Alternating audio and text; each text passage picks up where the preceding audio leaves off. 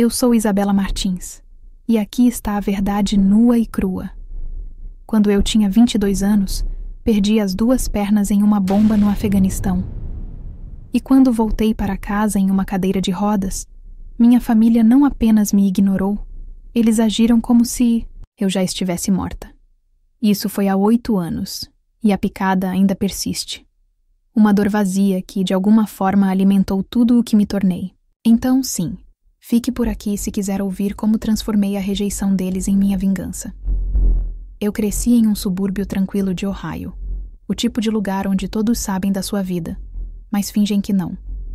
Nossa casa era uma construção, de 2 andares, de um amarelo desbotado, com a tinta descascada e o gramado sujo, nada de especial, assim como eu, aos olhos dos meus pais. Mamãe Marta era uma mulher magra, com olhos cansados e uma carranca permanente, sempre preocupada com meu irmãozinho Gustavo. Papai Carlos era um mecânico de ombros largos que cheirava a óleo de motor e falava grunhindo, a menos que Gustavo estivesse por perto. Então, ele acendia todos os sorrisos e gargalhadas. Gustavo era o filho deles, alto, loiro, com um sorriso arrogante e uma bola de futebol colada no pé.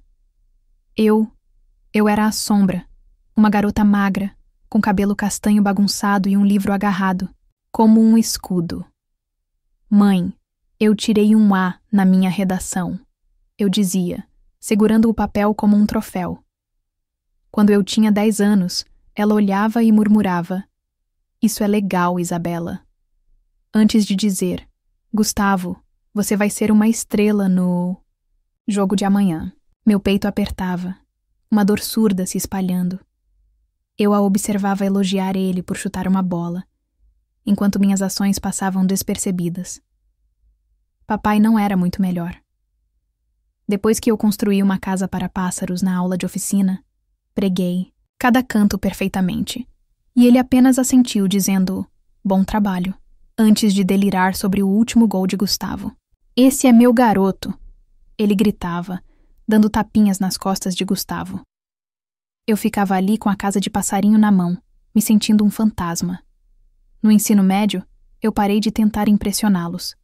Me enterrava em romances. Jane Austen, Hemingway, qualquer coisa para escapar. Meu quarto se tornou meu santuário. Um espaço minúsculo com uma cama que rangia, uma escrivaninha cheia de livros e uma janela com vista para a árvore que muda de cor do vizinho. Eu ficava sentada ali por horas, rabiscando histórias em cadernos, sonhando com uma vida onde eu importasse. "Você está perdendo seu tempo com esse lixo", Gustavo zombava, enquanto entrava para pegar meu lápis para o dever de casa. "Gustavo, deixe-a em paz", mamãe dizia, sem entusiasmo, mas ela nunca quis dizer isso. Ele sorria e saía, me deixando para juntar os pedaços da minha revolta silenciosa. Aos 18, eu já estava farta. Eu queria sair daquela casa por causa da indiferença deles. Os recrutadores do exército vieram para a escola um dia, todos uniformes impecáveis e promessas de propósito. Eu me inscrevi naquela semana. Meu coração batia forte com uma mistura de medo e esperança. "Você está jogando sua vida fora", mamãe disse, dobrando roupa sem olhar para mim. Papai apenas deu de ombros. "Filha do funeral." Gustavo riu esparramado no sofá. "O que você vai atirar? Coisas que mal consegue carregar mantimentos?" Eu cerrei meus punhos, minha garganta queimando, mas eu não chorei. Não na frente deles. "Fique de olho", eu murmurei, e saí pela porta. O treinamento básico foi brutal. Marchas exaustivas, sargentos gritando, a dor dos músculos que eu não sabia que tinha. Mas eu amei. Pela primeira vez eu me senti forte, como se eu pertencesse. Meu pelotão se tornou minha família. Lá estava Rodrigues, um cara magro, sempre com uma risada fácil, e Ana, uma ruiva durona que dividia seu café quando eu estiva morta de exaustão. Disse uma vez, batendo no meu ombro depois que terminei uma caminhada de 16 quilômetros. Eu sorri, suor escorrendo pelo meu rosto, minhas pernas tremendo, mas viva. Eu tinha encontrado algo que eles não podiam tirar. Ou assim eu pensava. 3 anos depois, tudo mudou. O Afeganistão era um borrão de poeira e tensão. O tipo de lugar que te mantém afiado ou te mata. Eu estava em patrulha, brincando com Rodrigues sobre o terrível Chau, quando o mundo explodiu. Um rugido ensurdecedor, um flash de calor. E então, nada. Eu acordei em uma cama de hospital, tubos serpenteando dos meus braços, minhas pernas amputadas abaixo dos joelhos. A dor me arranhou, mas o pior foi o medo, o frio cortante, cortando a névoa. Você está viva, soldado, uma enfermeira disse suavemente. Sua voz era uma tábua de salvação. Eu balancei a cabeça, lágrimas ardendo nos meus olhos e sussurrei. Sim, estou viva. Mas eu não sabia mais o que isso significava. Voltar para a casa do Afeganistão foi como rolar para um pesadelo do qual eu não conseguia acordar. Eu sobrevivi, mas a verdadeira explosão estava me esperando em Ohio. Meus cotos doíam sob as bandagens do hospital e minhas mãos tremiam enquanto eu agarrava os braços da cadeira de rodas. Mas nada doía mais do que o olhar no rosto da mãe. Quando ela me viu... Oh, Isabela! Ela suspirou, como se eu tivesse derramado leite em vez de perder minhas pernas. Você vai conseguir. Papai mal levantou os olhos do jornal. Por que você tem que ir e se machucar? Ele murmurou, como se eu tivesse planejado isso. Gustavo, esparramado no sofá com um refrigerante, riu. Ei, Rodinhas, você precisa de mim para te empurrar por aí? Um estômago de raiva quente e retorcida borbulhou dentro de mim, mas eu engoli. Estou bem, eu disse, com os dentes cerrados, passando por eles em direção ao meu antigo quarto. A porta era muito estreita. Irônico, certo? Então eu estacionei no corredor, olhando para a vida que eu tinha deixado para trás naquela noite. Eu estava deitada em uma cama irregular que eles empurraram para a sala de estar, ouvindo mamãe sussurrar para papai. Ela é tão dramática. Eu cerrei os punhos até minhas unhas cravarem em minhas palmas. Pela manhã, eu sabia que não. Poderia ficar. Arrumei o que pude. Roupas, meus cadernos, uma foto minha e de Ana do treinamento. E chamei um táxi. Onde você vai, garota? Papai perguntou, coçando sua barba por fazer, enquanto eu lutava com os degraus da frente. Em qualquer lugar, menos aqui. Eu estalei. Gustavo riu da varanda. Boa sorte. Mamãe apenas observou, braços cruzados, em silêncio.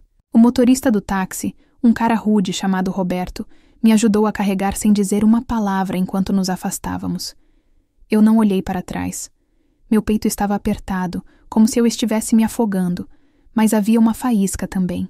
Liberdade, nítida e selvagem. Eu tinha 2.000 reais em economias e nenhum plano, mas preferia dormir na rua do que implorar por migalhas. Chicago se tornou meu ponto de pouso, uma cidade barulhenta e corajosa que não se importava com minha cadeira. Aluguei um apartamento pequeno em cima de uma delicatessen, do tipo com luzes piscantes e uma pia com vazamento. Na primeira noite, sentei-me perto da janela, observando a neve cobrir as ruas, e chorei, não pelas minhas pernas, mas pela família, que eu nunca tive. Então limpei meu rosto, abri um caderno e escrevi palavras derramadas, raiva, dor, esperança, distorcendo-se em histórias sobre pessoas quebradas que lutaram. Eu as postei no Wattpad, meus dedos tremendo enquanto eu clicava em publicar. Os comentários gotejavam. Isso bate forte, continue. Meu coração disparou. Alguém me viu. Em 2022 eu autopubliquei meu primeiro livro, Alma Fragmentada, na Amazon. Era cru, bagunçado, sobre um soldado se reconstruindo. Chegou à lista de mais vendidos em 6 meses. Eu olhei para o painel de vendas. 110.000 reais na minha conta e ri até chorar. Escrever se tornou minhas pernas.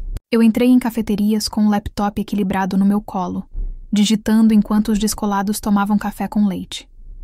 Uma barista, Camila, começou a me dar café de graça.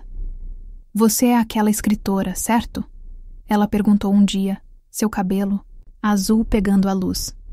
Vi você no Twitter, Isabela, inquebrável, durona. Eu sorri. Obrigada. Tenho que manter as luzes acesas.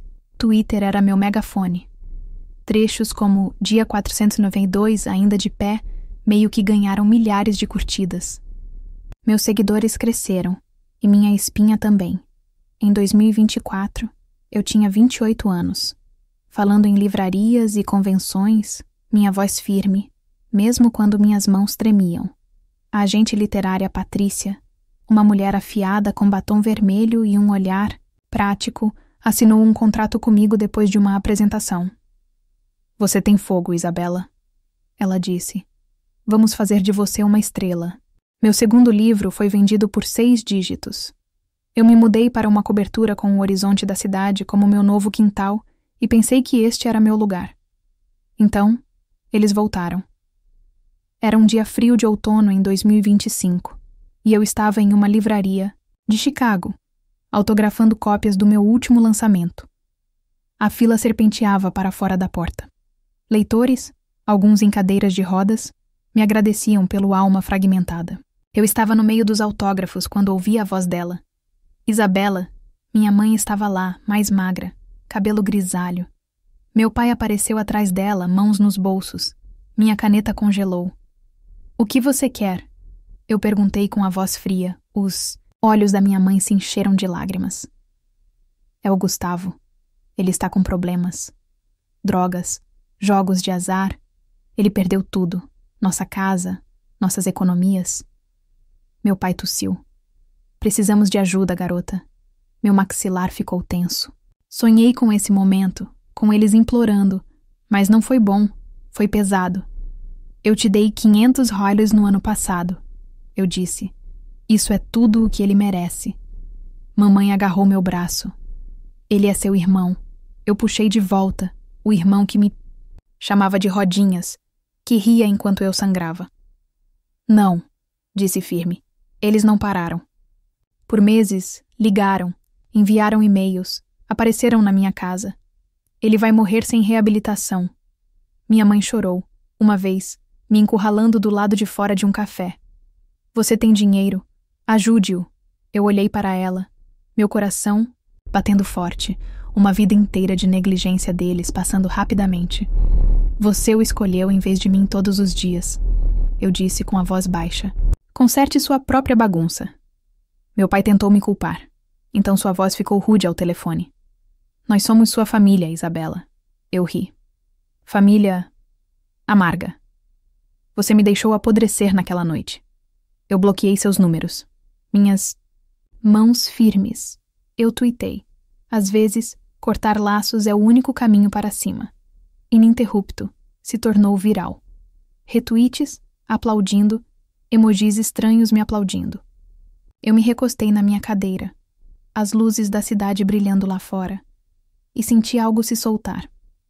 Eles não me possuíam mais. Cortar minha família foi como trocar de pele. Eu tinha superado a coceira apertada e inútil.